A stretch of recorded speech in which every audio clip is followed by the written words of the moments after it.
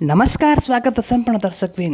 Nepali cricket इतिहासकै एउटा ठूलो स्वर्णिम दिन जहाँ नेपाली पुरुष र महिला दुवै टोलीले मैदानमा आगो उकल्दै विपक्षीलाई धुलो चटाएका छन्।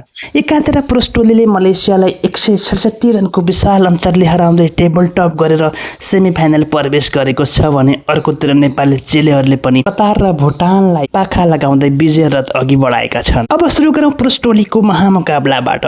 मलेसिया विरुद्ध पहिले ब्याटिङ गरेको नेपालले निर्धारित 20 ओभरमा 7 विकेट गुमाउँदै 275 रनको पहाड जस्तो स्कोर खडा गरेको थियो। खेलको वास्तविक हिरो बने कुशल भुर्तेल। उनले मात्र 54 बलमा 14 चौका र 8 गगनचुम्बी छक्का प्रहार गर्दै 116 रनको विस्फोटक शतकीय पारी खेले। उनलाई दर्बिलो साथ दिँदै आसिफ शेखले पनि 24 बलमै 68 रनको आक्रमण अर्धशतक ठोके। 276 रनको विशाल लक्ष्य पछ्याएको मलेसियालाई नेपाली बलरहरूले कम्मर भाँचेर मात्र 108 रनमा सीमित गराइदिए।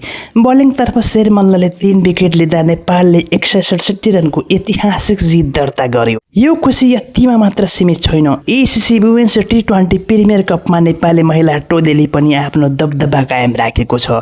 नेपालले कतारलाई 8 विकेट लिएर भुटानलाई 51 रनको भारी अन्तरले पराजित गर्दै समूह डी को शीर्ष स्थानमा ओगटेको छ।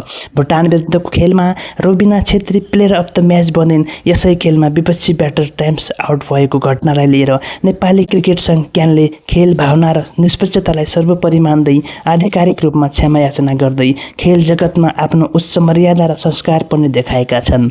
जित मात्र होइन, नेपाली क्रिकेटले विश्वकै मन जित्न सफल भएको छ। पुरुष र महिला दुवै टोलीले यो शानदार प्रदर्शनले आज हरेक नेपालीको छाती गर्वले ढकढक फुलेको छ। हाम्रो तर्फबाट दुवै टोलीलाई आगामी खेलहरूका लागि हार्दिक बधाई, शुभकामना। तपाईलाई कुशल भुर्तेलको यो ऐतिहासिक शतक र नेपाली टोलीको यो प्रदर्शन कस्तो लाग्यो कमेन्ट बक्समा आफ्नो उत्साह पोख्नुहोला।